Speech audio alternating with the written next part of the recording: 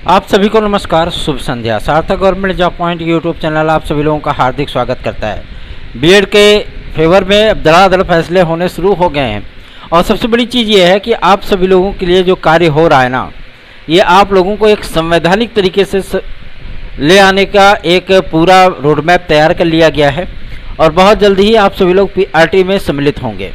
क्योंकि इस पर सर्वोच्च न्यायालय का आदेश आने के बाद बहुत से राज्यों में कशमकश की स्थितियाँ थीं और उससे उत्तर प्रदेश राज्य भी अछूता नहीं है। ठीक है ना। अब उत्तर प्रदेश में भी क्या कुछ चल रहा है मैं आप सभी लोगों को बताना चाहता हूं, क्योंकि इतनी भारी संख्या है, 23-24 लाख बीएड विद्यार्थियों की संख्या है और इस संख्या को मद्देनज़र रखते हुए और आगामी समय में लोकसभा का चुनाव 80 सीटों वाला राज्य, तो यहाँ पे कोई भी गवर्नमेंट जो है वो रिस्क नहीं लेना चाहती। ठीक है ना। आज हम सभी लोगों ने डिप्टी सीएम आदरणीय श्री ब्रिजेश पाठक जी को एक पत्र जिला अध्यक्ष भारतीय जनता पार्टी फतेहपुर के माध्यम से प्रेषित करवाया और सबसे बड़ी चीज़ यह है कि वहाँ से हम सभी लोगों को पॉजिटिव आंसर दिया गया है।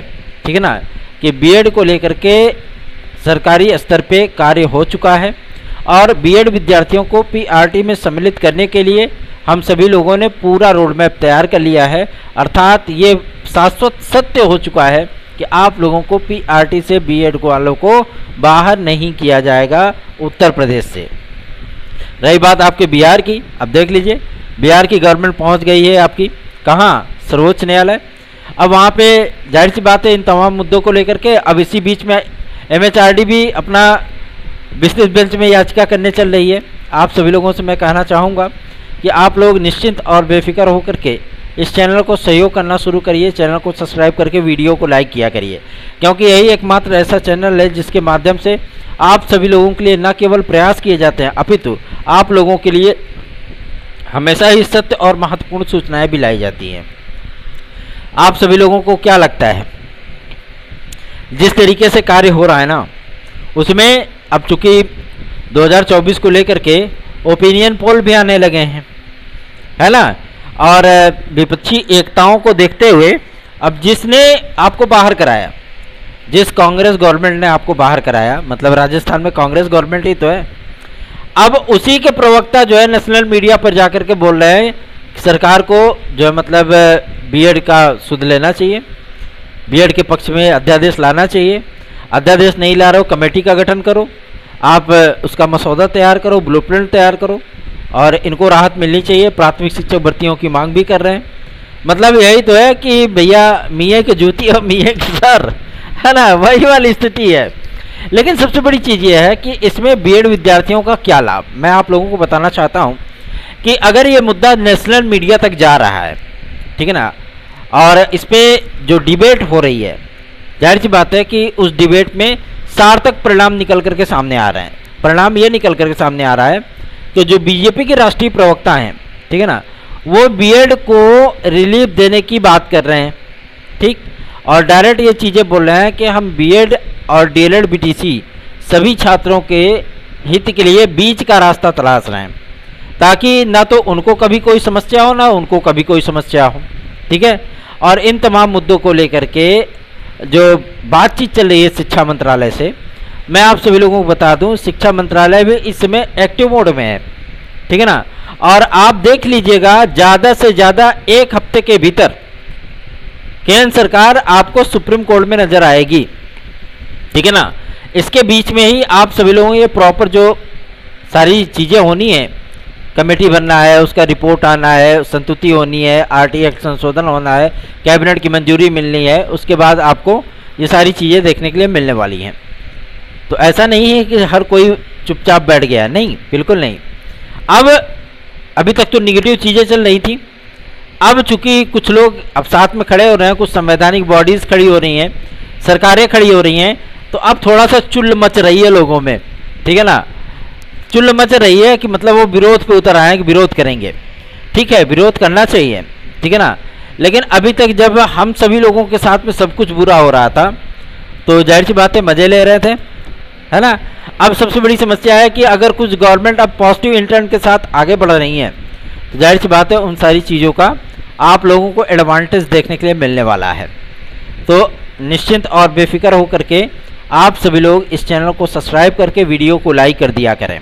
और शेयर कर दिया करें, क्योंकि आप ही लोग हमारी ताकत हो, ठीक है ना। और सबसे बड़ी चीज़ ये है, जिस तरीके से विद्यार्थियों का प्रदर्शन हो रहा है, ऐसा नहीं कि बीएड के आंदोलन समाप्त हो गया है, नहीं, लगभग हर जिले में किसी न किसी दिन आपको ये चीज़ें देखने के लिए मिलने वाली हैं और मिलती रहेंगी तब तक जब तक कि बीएड को लेकर के सरकार की तरफ से, एमएचआरडी की तरफ से, केंद्र सरकार की तरफ से पूरा मामला क्लियर नहीं कर दिया जाता। एनसीटी क्या है? एनसीटी तो वही करेगी जो एमएचआरडी उसको बोलेगी, ठीक है ना। ये बीएड को लाने का एनसीटी का फैसला थोड़ी ना था, ये तो एमएचआरडी का था ना। जब एमएचआरडी ने फैसला किया कि बीएड को लाया जाए प्राथमिक में, तो उन्होंने राजपत्र जारी कर दिया। अब चूंकि वो सर्वोच्च न्यायालय के द्वारा खारिज हो चुका है, इसलिए एनसीटी अब कुछ बोल नहीं रहा है, ठीक है ना। लेकिन अब चूंकि जो जो पॉइंट पे काम हुआ है, उन तमाम चीज़ों को लेकर के आप सभी लोगों की एक्टिविटी बढ़ चुकी है, इसलिए मैं आप सभी लोगों से इस बारे में रिक्वेस्ट करना चाहता हूं कि आप लोग इस चैनल को अवश्य ही सपोर्ट करिए, ठीक है ना। क्योंकि पूरी तरीके से बीएड को एक्टिवेट रखने की जो जिम्मेदारियां हैं वो हम सभी लोगों ने अपने कंधों पर उठा रखी हैं। और सबसे बड़ी चीज़ ये है कि पीआरटी में, चाहे वो केवीएस हो, बीपीएससी हो, एमपी हो, छत्तीसगढ़ हो, कहीं भी आप सभी लोगों को रिलीफ मिलना चाहिए। बहुत से ऐसे राज्य हैं जो बीएड को लेकर के आगे बढ़ रहे हैं, लगातार सर्वोच्च न्यायालय में याचिकाएं लगाई जा रही हैं, ठीक है ना। अब ये याचिकाएं समाप्त कब होंगी? जब एमएचआरडी वहाँ पे स्वयं जाकर के याचिका करेगी और उसके साथ एनसीटी को भी पकड़ करके ले जाएगी, चलो, है ना। और सबसे बड़ी चीज़ ये है कि जब कमेटी की रिपोर्ट होगी, संतुष्टि होगी, कैबिनेट सर्कुलेशन से पास होगा वो मैटर, तो जाहिर सी बात है संविधान पीठ में भी इनके पास लड़ने के लिए मजबूत पक्ष होंगे, ठीक है ना। बात समझ रही है? इन तमाम चीज़ों को लेकर के आप सभी लोगों को भी प्रोएक्टिव होना होगा, ठीक है ना। एकता बना करके रखिए और सपोर्ट करना सीखिए। ऐसा नहीं कि आपके एक सपोर्ट से हम जो है मतलब हिमालय पर्वत उखाड़ करके अपने घर पर रख लेंगे, नहीं, आप सभी लोगों का भला हो जाएगा, ठीक है। इसलिए कह रहा हूँ कि एक साथ आइए। चलिए आगे बढ़ते हैं। अब बात करेंगे आपके सबसे महत्वपूर्ण मुद्दे को लेकर के, जो कि संबंधित है एलटी ग्रेड और जीआईसी प्रवक्ता के लिए। आज बहुत से विद्यार्थियों ने ओटीआर करने के लिए मैसेज किया कि भैया ओटीआर नहीं हो रहा है। देखिए, वेबसाइट स्लो चल रही है, बात सत्य है, ठीक है ना। धीरे धीरे प्रयास करिए, जो आपके जान पहचान के हों, ठीक है ना। 2-4-5 जगहों पर आप सभी लोग उस चीज़ को बांट दीजिए, अपने डॉक्यूमेंट्स जो जीरोक्स कॉपी होती है उसका डिटेल पूरा, ठीक है। अगर कहीं से मान लीजिए अगर नेट सही स्टार्ट चल गया तो आप सभी लोगों को ओटीआर करने में दिक्कत नहीं होगी, क्योंकि ओटीआर हो रहा है, ठीक है।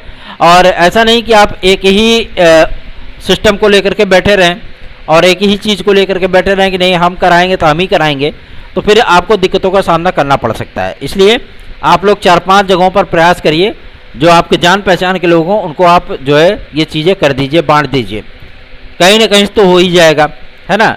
इसलिए कह रहा हूँ कि क्योंकि एलटी ग्रेड और जीआईसी प्रवक्ता की तैयारियाँ बहुत तीव्र गति से स्टार्ट हो चुकी हैं और इसका विज्ञापन आप सभी लोगों को बहुत जल्द ही देखने के लिए मिलने वाला है।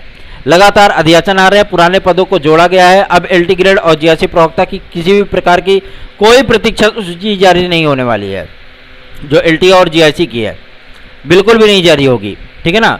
तो आप सभी लोगों से मैं रिक्वेस्ट करना चाहता हूँ इस बात को लेकर के कि आप सभी लोग इस चैनल को अधिक से अधिक सपोर्ट करना शुरू करिए, क्योंकि शिक्षा निदेशालय से सूचना प्राप्त हो गई है कि जितने भी एलटी ग्रेड और जीआईसी के लिए विवाद थे वो सारे विवाद समाप्त हो चुके हैं।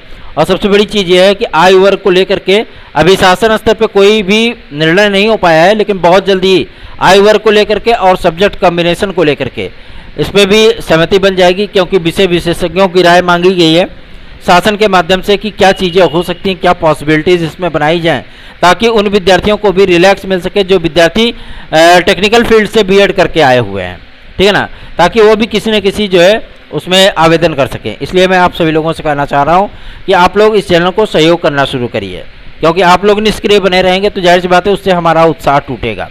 चलिए आगे बढ़ते हैं। अब बात करेंगे आपके यूपी कांस्टेबल और यूपीएसआई को लेकर के। कंफर्म हो गया, अक्टूबर में आपका विज्ञापन आ रहा है, ठीक है, एकदम क्लियर हो गया है ये। अक्टूबर में आप सभी लोगों को आवेदन करने का ये अवसर प्राप्त हो जाएगा। और साथ ही साथ मैं आप सभी लोगों से कहना चाहता हूँ कि जो ये आपकी पीईटी का एग्ज़ाम है ये आपका डिले होकर के नवंबर में जाएगा, ठीक है ना।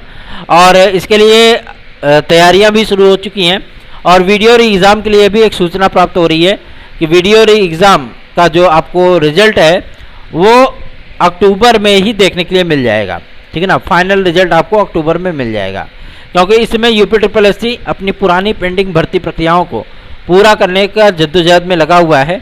इसलिए आप सभी लोगों से यही बारंबार रिक्वेस्ट है कि आप लोग सहयोगात्मक रवैया अपनाइए। क्यों? क्योंकि यदि आप लोग सुस्त बन करके बैठे रहेंगे ना, तो आप सभी लोगों को ही प्रॉब्लम होगी, ठीक है ना। क्यों? क्योंकि हमारी टीम भी सुस्त हो जाएगी। अगर टीम सुस्त हो गई तो फिर बहुत सारी चीज़ें गड़बड़ हो जाएंगी। इससे बेहतरीन है कि आप सभी लोग सहयोग करना शुरू करिए। चलिए आगे बढ़ते हैं। अब बात करेंगे आप सभी लोगों के सबसे महत्वपूर्ण मुद्दे को लेकर के, जो कि संबंधित है आपका एक ऐसा मुद्दा जो कि विद्यार्थियों को काफ़ी दिनों से इंतजार है। वो मुद्दा है आपके टीजीटी पीजीटी के नए विज्ञापन के सिलसिले में। उसके पहले यदि आप सभी लोग TET CTET super TET, TGT PGT, LT, GIC, UP constable, खंड शिक्षा अधिकारी, यूपी SSC की किसी भी भर्ती परीक्षा में आप बैठना चाह रहे हो और उसमें निश्चित सफलता प्राप्त करना चाह रहे हैं, तो आप 830 32 72 282 इस व्हाट्सएप नंबर पर आप लोग नोट्स आदि बुक कर सकते हैं। साथ ही साथ अगर टीजीटी पीजीटी 2016 2021 के विद्यार्थी ये चाहते हैं कि उन्हें वेटिंग लिस्ट में थोड़ा सा रिलैक्स मिले और वो हमारी याचिका में जुड़ करके यदि याची लाभ लेकर के काउंसलिंग आदि कराना चाहते हैं, याची लाभ प्राप्त करना चाहते हैं, तो उन विद्यार्थियों को भी मैं आह्वानित करना चाहता हूं कि हमारी याचिका से जुड़ सकते हैं। 823 32 72 282 इस व्हाट्सएप नंबर पर 8 अक्टूबर के पहले हमें ये याची लिस्ट हर हाल में हाई कोर्ट में जमा कर देनी है। उसके बाद इसकी हियरिंग होगी और आप सभी लोगों के कार्य संपादित किए जाएंगे। इसलिए आप सभी लोगों को मैं बार बार इस बात की गुजारिश करता रहता हूं। टीजीटी पीजीटी का एक बड़ा विज्ञापन आप सभी लोगों को नवंबर लास्ट और दिसंबर के द्वितीय सप्ताह तक देखने के लिए मिलने वाला है शिक्षा सेवा चयन आयोग के माध्यम से। अक्टूबर में आपका शिक्षा सेवा चयन आयोग पूरी तरीके से कार्य करने लगेगा और जो चीज़ें आपको समझ में आ रही होंगी, बहुत से लोग बोल रहे होंगे कि उनको कार्य समझने में और कार्य करने में और पूरी तरीके से एग्ज़ाम वगैरह कराने में कम से कम 2 से 3 महीने का समय लग जाएगा। ऐसी कोई परिस्थितियां नहीं है। आयोग के अस्तित्व में आते ही आप सभी लोगों को एग्ज़ाम का जो शेड्यूल है वो देखने के लिए मिलेगा। साथ ही साथ 15 से 20 दिन के भीतर आप लोगों को पेपर आदि देने के लिए रेडी रहना पड़ेगा, ठीक है ना। इसलिए आप सभी लोग अपनी तैयारियों में जुट जाइए और चैनल को आप सभी लोग सहयोग करना सीखिए, ठीक है ना, क्योंकि एक ही डर्रे पर कार्य नहीं हो सकता है। आप सभी लोग भी अगर थोड़ा सा सहयोग करेंगे तो हम भी थोड़ा सा सहयोग करने की कोशिश करेंगे, ठीक है ना। और जब ये कोशिश दोनों लोगों की मिल करके होगी तो जाहिर सी बात है हमारा कार्य सिद्ध हो जाएगा। धन्यवाद, शुभ रात्रि।